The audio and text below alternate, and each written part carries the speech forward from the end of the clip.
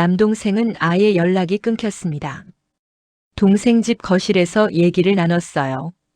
언니, 오빠한테 전화해봤어? 응. 안 받더라. 문자도 무시하고. 정말. 엄마 일인데 어떡해. 동생이 쓴웃음을 지었습니다. 언니, 오빤 뭐라 그랬는지 알아? 지난번에 통화했을 때 자기는 바빠서 못 돌본다고 딸들이 알아서 하라고 했어. 그러면서 하는 말이 어차피 딸들이 부모 모시는 거 아니냐고. 뭐라고? 나도 화나서 소리 질렀지. 그랬더니 끊어버리더라고. 그 뒤로 연락 안 돼. 집에 돌아와 거실 소파에 앉아 남동생에게 전화를 걸었습니다. 여보세요. 무슨 일이야? 엄마 일로 이야기 좀 하자. 누나, 나 진짜 바빠. 회사에서 큰 프로젝트 맡았거든. 그래도 엄마잖아. 우리 엄마. 나도 알아. 그러니까 딸들이 알아서 좀 해줘. 나중에 돈 필요하면 보탤게. 돈 문제가 아니라고. 그럼 뭐? 내가 회사 그만두고 엄마 모시고 살아? 내 인생은? 전화기 너머로 남동생의 한숨이 들렸습니다. 누나 미안해. 근데 나도 내 삶이 있어.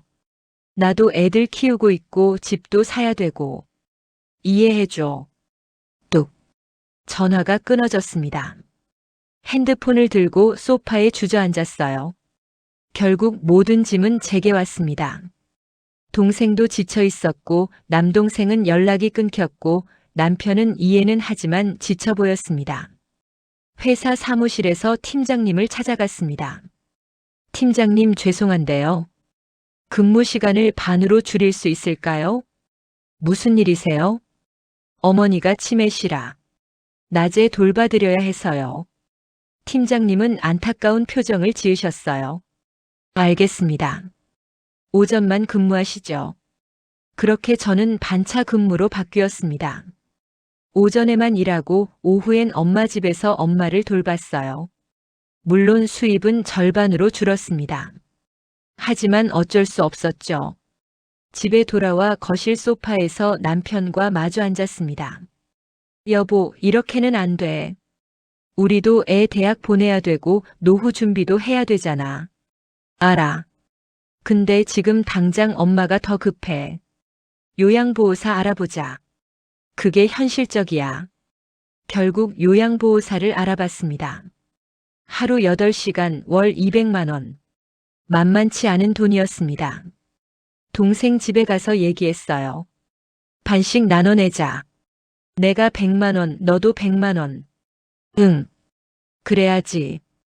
동생도 지쳐 보였습니다. 얼마 뒤 요양보호사 김 선생님이 엄마 집에 오셨습니다. 현관에서 김 선생님을 맞이했어요. 어머님, 저는 오늘부터 어머님을 도와드릴 김명숙입니다.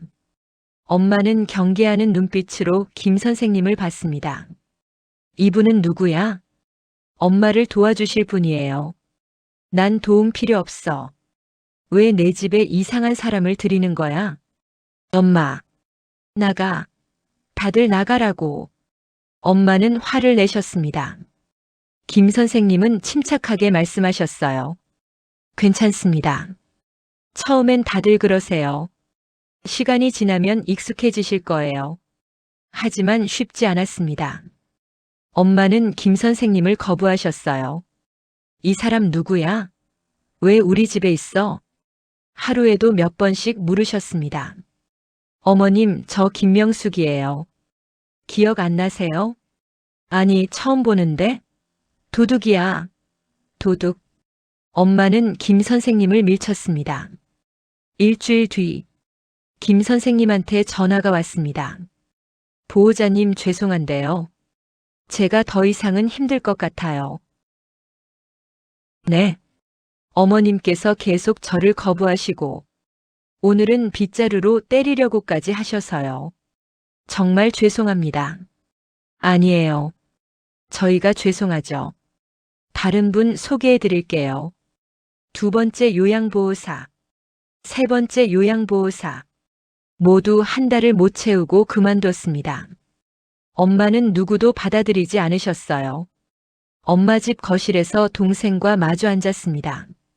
언니, 이러다가 아무도 안 오시겠어. 나도 알아. 어떡해. 둘 다 막막했습니다. 가장 힘든 건 밤이었습니다.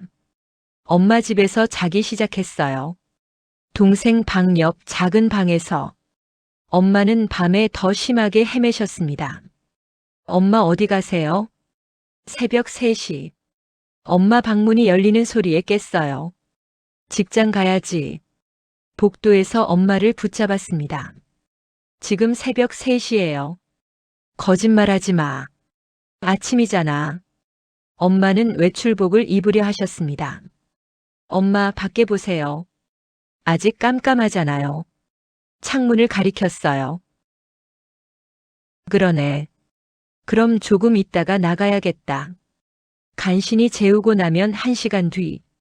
또 일어나 외출 준비를 하셨어요. 저는 엄마 방 옆에서 잤습니다. 문이 열리는 소리에 민감하게 반응했죠. 하지만 언제나 깨어있을 순 없었습니다. 어느 날 새벽, 눈을 떠보니 엄마가 안 계셨습니다. 엄마 방으로 뛰어갔어요. 빈 침대, 온 집안을 뒤졌습니다. 없었어요. 현관으로 달려갔습니다. 현관문이 열려 있었어요. 엄마, 심장이 쿵쾅거렸어요. 맨발로 뛰어나갔습니다. 엄마, 동네를 누볐습니다. 새벽 거리는 텅 비어 있었어요. 가로등 불빛만 쓸쓸했습니다. 엄마, 제발. 눈물이 났습니다. 그때 멀리서 하얀 잠옷 차림의 사람이 보였어요. 엄마, 달려갔습니다. 횡단보도 앞이었어요. 엄마는 횡단보도 앞에 서서 신호를 기다리고 계셨습니다. 맨발로. 한겨울 새벽에. 엄마를 안았습니다. 엄마 몸이 얼음장처럼 차가웠어요. 혜진아, 너 왜 여기 있어? 엄마가 나가셔서요. 나 집에 있었는데? 엄마는 진심으로 모르는 표정이었습니다. 집으로 돌아왔습니다. 욕실로 엄마를 모시고 발을 씻겼습니다. 발바닥이 까져서 피가 났어요. 엄마 아파요? 응. 이게 언제 다쳤지? 소독약을 바르고 붕대를 감았습니다. 엄마는 멍하니 허공을 보고 계셨어요.